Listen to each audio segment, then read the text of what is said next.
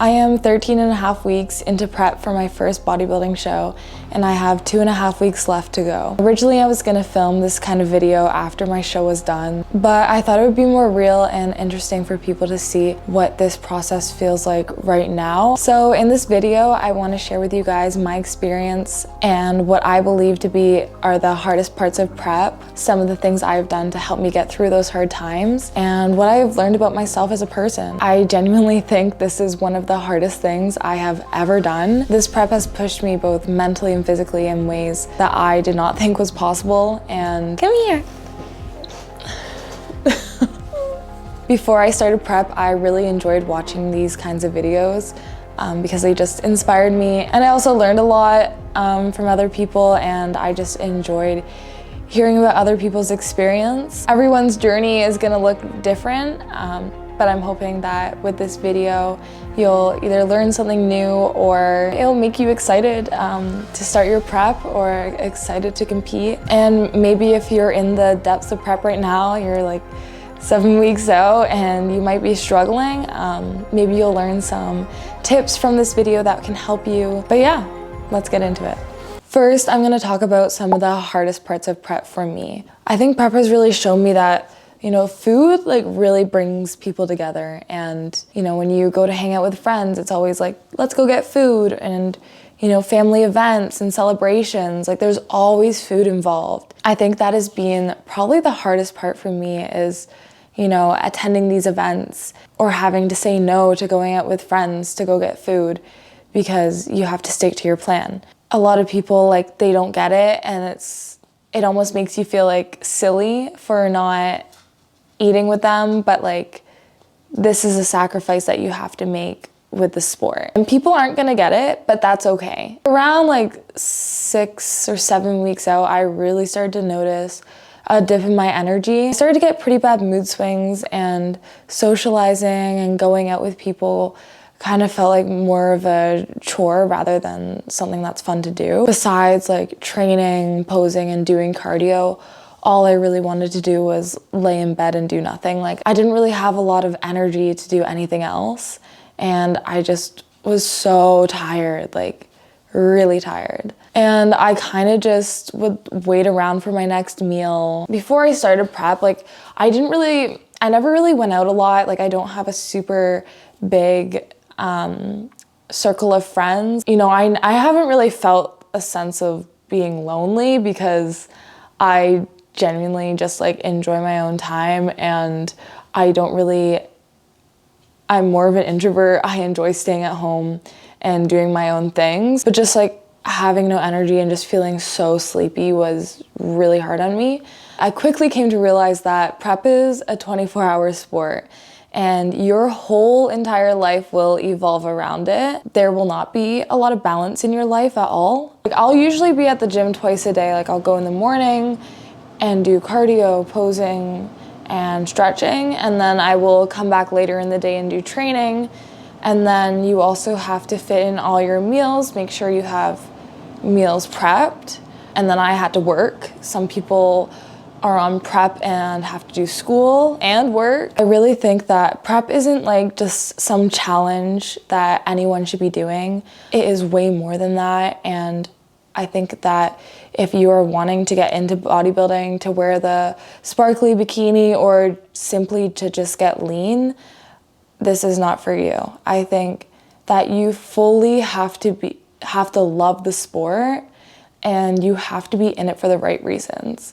If you're just coming out of a breakup and you're thinking, oh, I'll just do a bodybuilding prep and change my life, no. Before you start prep, you need to have a good relationship with food, and you need to be in a good space both mentally, emotionally, and physically. Because this is not for the weak. You have to have your shit together, and I think you have to really be in tune with yourself and know what you want and know why you're doing this. Because it can take over your life if you let it, and it can break relationships. It can impact your work. It can impact your life in many bad ways, but it can also be very, very rewarding if you're doing it for the right reasons and know how to approach prep properly with the right support system. Okay, so now let's talk about some of the things that helped me get through the hardest times during prep. So let's start with food. Because obviously, I mean, I'm a huge foodie at heart. I mean, I love food. I love trying different foods.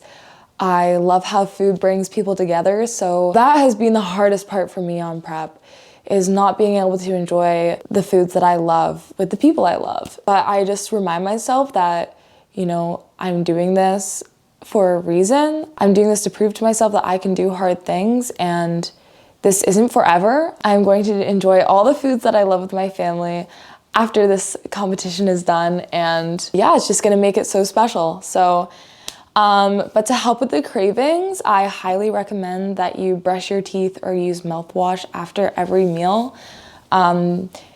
Because, you know, when you have that minty taste in your mouth, you don't wanna go and eat chocolate because it's gonna taste weird. So if you have that minty taste in your mouth, it will help you forget about your food cravings. Diet drinks and coffee was a huge helper for me, and they also suppress your appetite. So the foods that you'll be eating on prep are pretty boring. I mean, chicken, rice, beef, veggies, oats, you know, pretty plain. So I think seasoning is very important. I always season my foods, and learn how to cook your foods properly.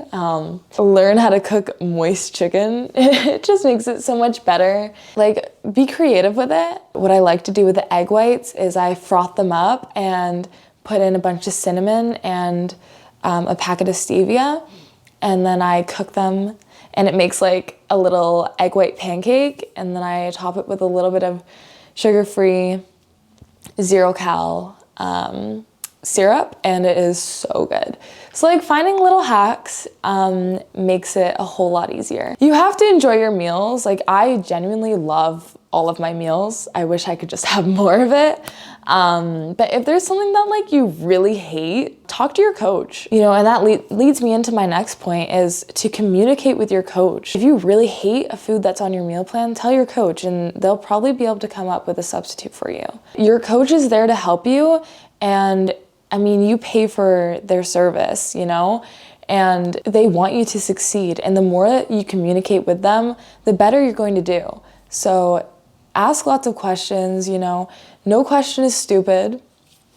Be open, be honest, and they are there to help you. But I also think that it's really important to have other hobbies while on prep, just because like, if you want longevity with the sport, you need to have other outlets. I really got into reading and listening to podcasts during prep, and I would do it during my cardio, but it was something like I really looked forward to, and I loved that I could like turn on a podcast or like start reading a book and just kind of escape into this other world, and I wouldn't really be thinking about, you know, the hour of cardio I have to get done. But I just think like having little hobbies, like, I don't know, playing video games or playing an instrument or anything like that, like, just keep up those little things, make time for them, because that will really help you in the long run. Another big thing that helped me with prep was cleaning. Whenever I started to think about food, I would just start cleaning. And I clean a lot during prep, but I think that's a good thing, because having a clean environment really does set you up for success. Waking up and having a clean environment makes you feel good, and it makes you want to have a productive day. I mean, if you were to wake up with 1,000 dishes in the sink, like, it would just like add to the number of tasks that you have to do that day. This is a big one actually, and I've never heard anyone talk about this, but minute rice has been a game changer for me on prep. So I started prep by just eating like, I don't know, like Ben's, the brand Ben's whole grain rice or whatever. And no, minute rice is the way to go, guys. It is, first of all, it's so quick and easy, literally takes a minute, and it's fluffy, and it lasts so much longer in the fridge, and I don't know, I just find it tastes so good. And you're probably gonna be eating a lot of rice on prep.